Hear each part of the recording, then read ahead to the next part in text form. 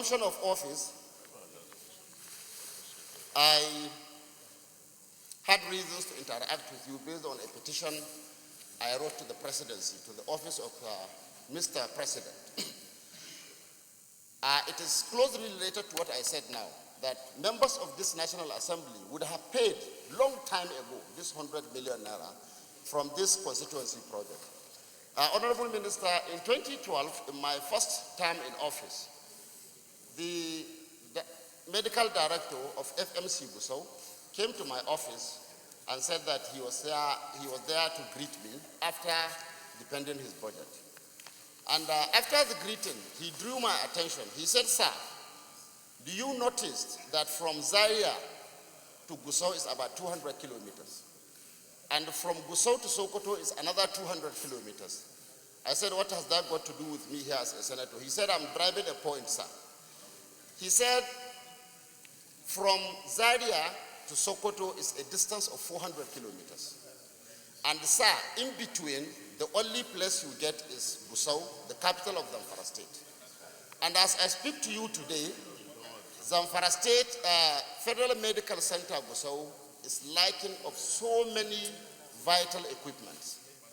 And God forbid, if anybody is traveling that road and for whatever reason had an accident in between, he had to be either ferried back to Zaria or taken to Sokoto, which is a distance of 200 kilometers either way.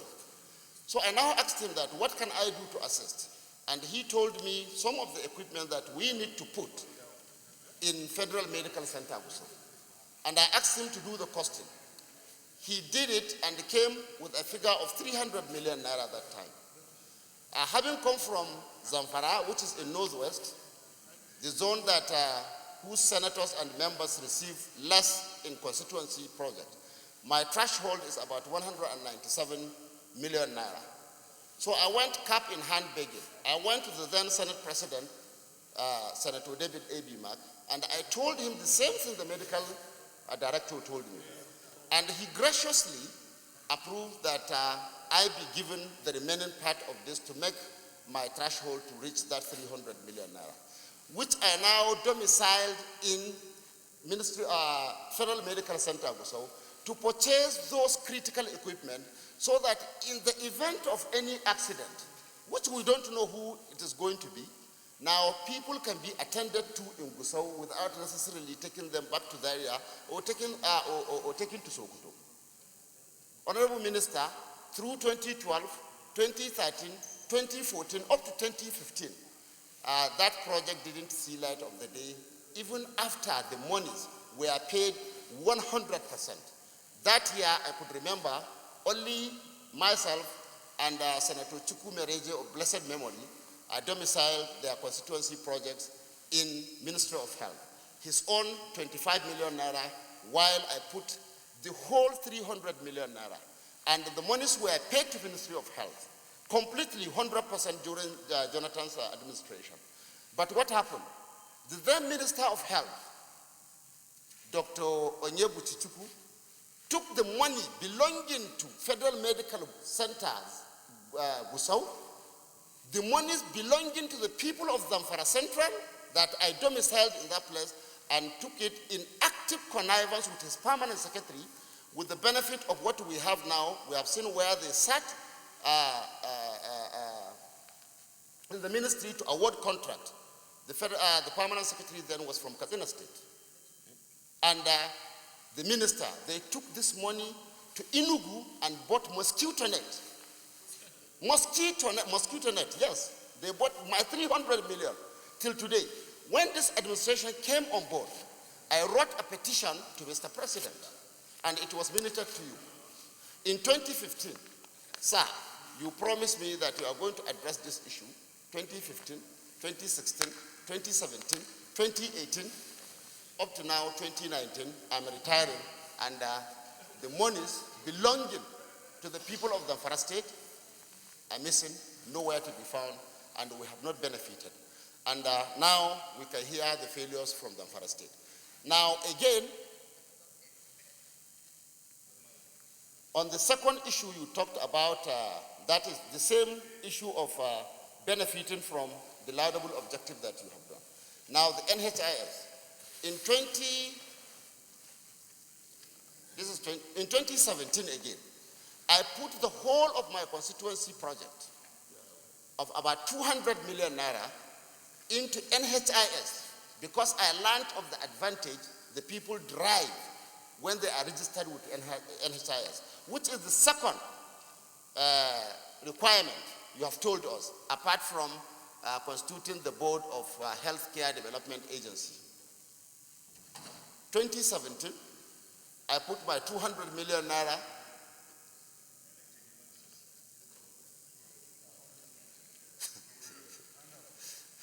Clark. Yes, in NHIS, Honorable Minister, till today, the story has been, we have to get a letter from the SGF office, we have to do this, we have to do that. To me, it is like there is a general kind of gang of sabotage against the good people of Zamfara State by Ministry of Health, to deny us, of these monies that senators and the members of House of Representatives are always being blackmailed, and called names, in the name of pocketing constituency project allowances. This is where I channeled my own, and this is, if we had gotten these monies, this is what it would have done, to my people, but nothing has been done. Honorable Minister, is there anything, maybe as a cap, you can do, especially about these two issues? My 300 million, my 200 million belonging to the good people of Zamfara State, so that the people of Zamfara State can benefit from these things. God forbid, when I was in your office, I told you, what the CMD told me that day touched me, because it could be you, even though you are not from Northwest, but maybe you could be on duty tour and just passing through my senatorial district, God forbid, and something happens, and they said you have to be ferried back to Zaria or to Sokoto. I'm not too sure if Senator Gover has prepared his own hospital like I tried to do my own. I thank you so much, and I hope you will be able to say something about this too. Mr. Senator. For the record, I want it emphasized that taking the money of Zamfara to Enugu did not happen in this regime or under this minister. And I want to pick a quarrel with one of the most agile senators in this republic, my own brother and good friend, Senator Kabiru Garba Balogun Marafa of Zamfara. Because if the money appropriated for his state and his constituency was taken to another state altogether, how come this Senate was not duly informed so that our Committee of Health could investigate? Because this kind of rascality will destroy this country. If you can take money from one critical place to another place that is maybe equally critical, but whether we like it or not, with ethnocentric undertone. A minister from the southeast taking money from the northwest, critical money. Abba, you have done many things in this place and I admire you. But you should have brought this to our attention much earlier so that many of us could join you and protest this and seek remedy. I'm saying this because sometimes when money is given to ministries, not all the money is given and they are to prioritize. So it might not be your money. But if it's your money, I join you in protest. Most attention in the second tenure of Mr. President, and discussions are ongoing. We've actually kickstarted it by identifying 8 of our facilities across the country. When I came in as a minister, we have a database in the ministry where we document the cause of death for those brought back into the country. There is a law where you cannot just fly in a corpse into Nigeria. We need to give a waiver for you to bring them, and we are documenting the cause of death. The number 1 cause is cancer. The number 2 is cardiac. The number 3 is kidney, which is renal. And so we said, let us start by improving the facility of those 8 centers to do this. And it has started. We're starting with cancer, and at the last count, I made mention of Abuja, I made mention of Luth, and we are building Balkans in Zaria, in Ibadan, in Enugu, and Benin. And also there is one that is ongoing in Maiduguri. So this is ongoing, and we believe that it will receive additional support for this. We're also looking at the concept of equipment leasing, which I mentioned. Many of these equipment require constant electricity supply, and that is a major problem. The MRI you are talking about must have regular electricity supply, and that's a major issue. And so, sir, we've received quite a number of offers about a PPP arrangement. We are looking into them in order to improve those facilities that you made mention about. The issue of NYC, any NYC doctor in Nigeria will get posting. But the problem they have, I can take this on with you, sir, privately. Most of them, as I said, they want Abuja. I've received 2 cases. One even wanted to work with the National Intelligence Agency. And I said, I don't even know they have a hospital. How did the UCOPA get to know of that? He wrote to me to say, please help me. And I said, I can't help you. That's not where you should go. Some want to go to the Villa Medical Center.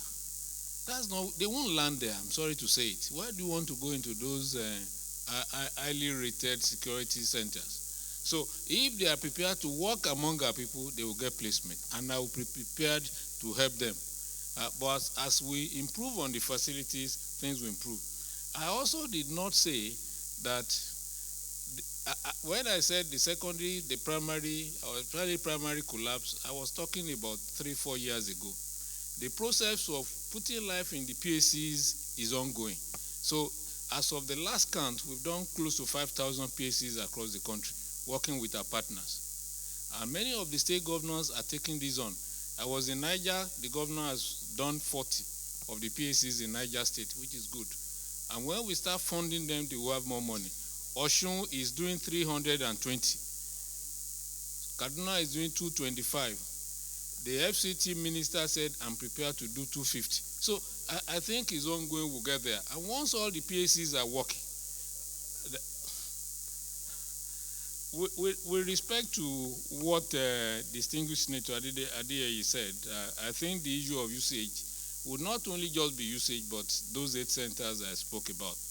And we're also looking at the friends of usage to help put things back in usage. There's also the issue of leadership. And I think we have a new leadership in usage that will put things right.